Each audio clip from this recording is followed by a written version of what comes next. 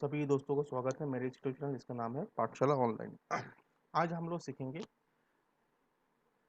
Object oriented programming using C plus plus. तो बस C programming का क्लास भी स्टार्ट किया है। तो इस साथ ही साथ मैं सी प्लस प्लस का क्लास भी मैंने आज आज से यहाँ पे स्टार्ट हो चुका है। तो मैं उम्मीद करता हूँ कि आप लोगों को अच्छा लगेगा ये क्लास। और थोड़ा सा फास्ट कॉन्सेप्ट है, सी से थोड़ा अलग, क्योंकि इसमें आपका ऑब्जेक्ट ओरिएंटेड प्रोग्रामिंग का भी कॉन्सेप्ट आता है। तो कि ये ऑब्जेक्ट प्रोग्रामिंग कॉन्सेप्ट क्या है, इसके बारे में आपको डिस्कशन करूंगा। उससे क्या क्या फीचर्स है उसके बारे में भी मैं आप लोगों को बताऊंगा। तो पहले आप लोग देख लो इसमें क्या क्या आएगा उसमें objects, classes, data abstraction, encapsulation, inheritance and polymorphism. ठीक है, तो यहाँ पे मैं आप लोगों को अभी बता रहा हूँ क्या क्या है। तो यहाँ पे आप देख सकते हो पहले objects are the basic run time entities in an object oriented system. They may represent a person, place, bank account, like table, data, may item that program has to handle. देखिए मैं आपको इसमें अच्छे से सिंपल वर्ड में बोल दे रहा हूँ। अगर हम लोग सिंपल वर्ड में ऑब्जेक्ट को बोलेंगे वो क्या होगा, आपका कुछ भी चीज़ हो सकता है। आपके सामने अभी एक बुक पड़ा हुआ है, मोबाइल फोन यूज़ करते हो, लैपटॉप यूज़ करते हो, कुछ भी चीज़ है ना, उसको हम लोग क्या कहते हैं, ऑब्जेक्ट्स कहते हैं, है ना, जो वस्तु वस्तु है ना। तो जितने सारे हम लोगों का रियल एंटिटी मतलब क्या है, जो रियल वर्ल्ड थिंग जो इस दुनिया में एग्जिस्टिंग है, चाहे आपका टीवी हो गया, कंप्यूटर हो गया, बुक हो गया, बैंक अकाउंट हो गया, एम्प्लॉय हो गया, स्टूडेंट हो गया, कुछ भी हो गया, ये क्या होता है इस दुनिया में, वो एग्जिस्टिंग है ना, तो उसको हम लोग क्या कहते हैं, एंटिटी कहते हैं। तो तो एक मान लिया मैं अभी एक स्टूडेंट का एग्जांपल ले रहा हूँ।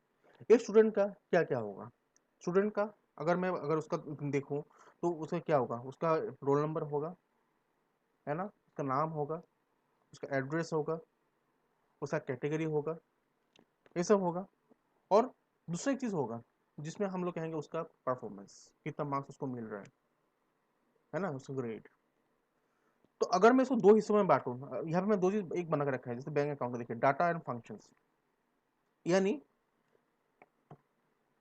अगर कहूँ उसका आईडी कार्ड, उसका नेम, एड्रेस, वो उसका क्या होगा, डाटा होगा। और फंक्शंस क्या होगा उसका, जिसको ग्रेड मिलता है, उसका जो रिजल्ट जो प्रिंट करता है, वो चीज़ है ना। तो इसी तरह से ऑब्जेक्ट का मतलब होता है कुछ ऐसा, कुछ चीज़ें जहाँ पे हम लोगों का जो रियल वर्ल्ड थिंग, जो एंटिटी एंड उसको हम रिप्रेजेंट करते हैं, जिसका कुछ एक डाटा होगा और कुछ फंक्शंस होगा।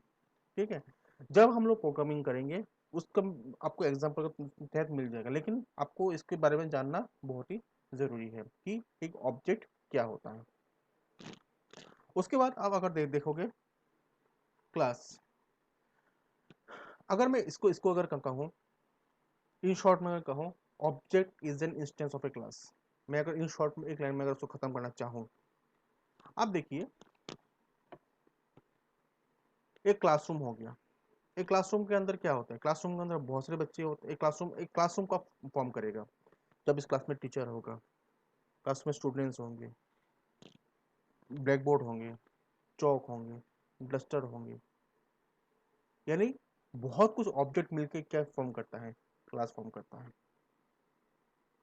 बात आप समझ पा रहे हो ना, मतलब बहुत सारा ऑब्जेक्ट एक क्लास के अंदर, बहुत सारा ऑब्जेक्ट्स आएगा तभी जाकर के वो क्लास फॉर्म करेगा। बिना ऑब्जेक्ट का कोई क्लास नहीं होगा। मतलब क्लास, एक क्लास जैसे क्लास 10 मैंने बोला, क्लास 10 उसके अंदर क्या होगा, टीचर आएंगे, स्टूडेंट आएंगे, है ना। उसके बाद आपका ब्लैक बोर्ड, ये सब वगैरह वगैरह जो चीज़ें बनती है, क्लासरूम क्लासरूम बनता है ना। तो ये हो गया।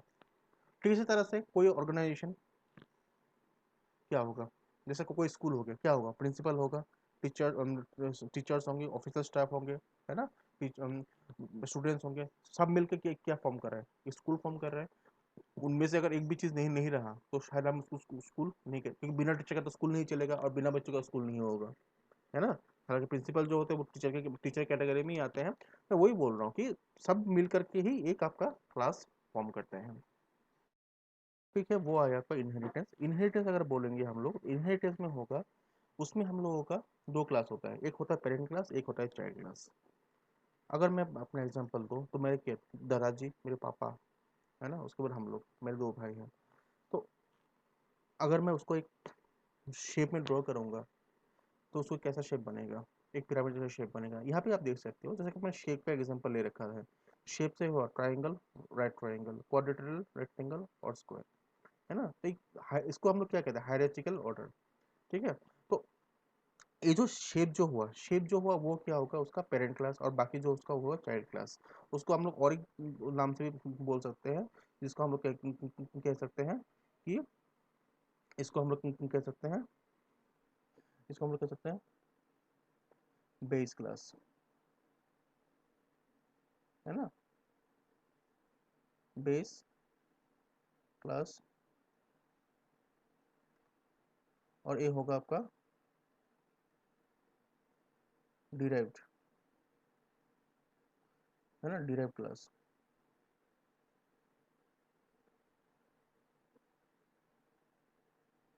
क्यों नहीं, क्योंकि देखिए, ये क्या करता है, जैसे कि हम लोग भी तो क्या करते हैं, अपने जो पेरेंट्स से होते हैं, कुछ कुछ चीज़ें हम लोग इनहेरिट करते हैं ना, है ना, कुछ कुछ चीज़ें हम हमारे पास आते हैं। तो इसी तरह से यहाँ पे भी क्या हो रहा है, ये यहाँ पे भी क्या होगा, जो डिराइव क्लास होगा बेस क्लास से कुछ ना कुछ चीज़ें अपने यहाँ पे इनहेरिट करेगा। ठीक है। तो ये होता है आपका inheritance. पोलीमॉर्फिज्म, polymorphism is the ability of an object to perform different actions or exhibit different behaviors based on the context. poly का मतलब होता है many। ठीक है। तो इसका वो क्या करेगा, वो मतलब हर एक ऑब्जेक्ट का अलग अलग वो एक्शंस करेगा। देखो जैसे कि आप यहाँ पे देख सकते हो शेप का, देखो यहाँ पे अगर 2 डायमेंशनल का मैं एग्जांपल दूँ तो क्या आएगा, सर्कल, स्क्वायर और ट्राइंगल। और 3 डायमेंशनल में आएगा sphere, cube, tetra hadron, tetrahedron. तो ये क्या हो रहा है हम लोगों का, देखिए हर एक अलग अलग ऑब्जेक्ट का अलग अलग काम होगा। मतलब पोली का मतलब जो होता है मेनी। ठीक है, ग्रीक वर्ड में उसको मेनी कहा जाता है। तो हर एक ऑब्जेक्ट का यहाँ पे वो डिफरेंट डिफरेंट एक्शंस वो परफॉर्म करते हैं। Abstraction is the process of hiding or implementation of details from the user. Only the functionality will be provided to the user. In other words, user will have the information on what object instead of how it does it. मतलब abstraction और inheritance दोनों, sorry, abstraction दोनों same चीज ही होते हैं। वो लोग क्या करते हैं, वो कुछ ना कुछ चीजें जो यूजर होते हैं ना, जो यूजर से क्या करेंगे, कुछ कुछ चीजें हाइड करके रखते हैं। ठीक है। खाली जो उसका जो फंक्शनलिटी होगा वही यूजर को दिखेगा, जो बाकी जो काम होगा वो उसको क्या करके रखा जाएगा, हम्म, उसको हाइड करके रखा जाएगा फॉर सिक्योरिटी पर्पस। और एनकैप्सुलेशन का मतलब होता है डाटा हाइडिंग। वो क्या करते हैं, डाटा हाइडिंग के जरिए जो उसका जो उसका जो क्लास होगा, जो क्लास हम लोग डिफाइन करेंगे। ठीक है। तो वो क्या करेंगे, हम लोग उसको प्रोटेक्ट करके रख देंगे यूजर से। ठीक है। यूजर से हम लोग उसको प्रोटेक्ट करके रख देंगे। तो उसको हम लोग क्या कहते हैं, डाटा हाइडिंग। तो मैं उम्मीद करता हूँ कि आप लोगों को इसका जो ये जो कॉन्सेप्ट था ये समझ में आया है। तो कैसा लगा कमेंट बॉक्स में बोल दीजिएगा। कोई भी डाउट होगा तो उसको भी बोल दीजिएगा। मैं अगले वीडियो में मैं फिर से आप लोगों को समझा दूंगा। और इसके बारे में डिटेल्स में जब हम लोग प्रोग्रामिंग करेंगे तो हम लोग अच्छे से समझ जाएंगे। ठीक है। आप लोग खाली थियोरेटिकल पर्पज़ के लिए ये बहुत ही ज़रूरी है। मैं आप लोगों से रिक्वेस्ट करूँगा, जो अगर इंटरेस्टेड स्टूडेंट्स है तो उसको वीडियो को पोस्ट करके उसको अपनी कॉपी में नोट डाउन कर सकते हैं। तो इसी के साथ मैं आज का वीडियो समाप्त करता हूँ। सबको नमस्कार, bye bye, stay home and stay safe.